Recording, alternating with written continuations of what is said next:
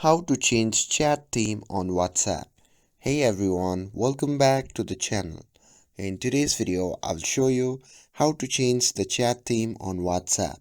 So customizing your chat background can enhance your message experience and add a personal touch to your conversation.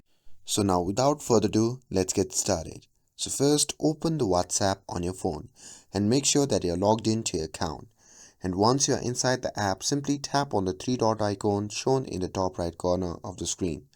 And from the drop down menu, simply tap on settings. And once you are in the settings section, simply scroll down and tap on option labeled chats. And here in the chat section, you can see the option labeled default chat theme.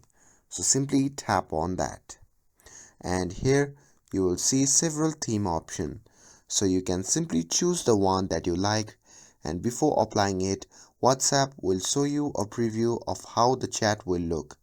And here once you are happy with the selection, simply tap on the tick button shown in the top right corner of the screen, and from the small windows that appear, simply tap on set theme, and that's it.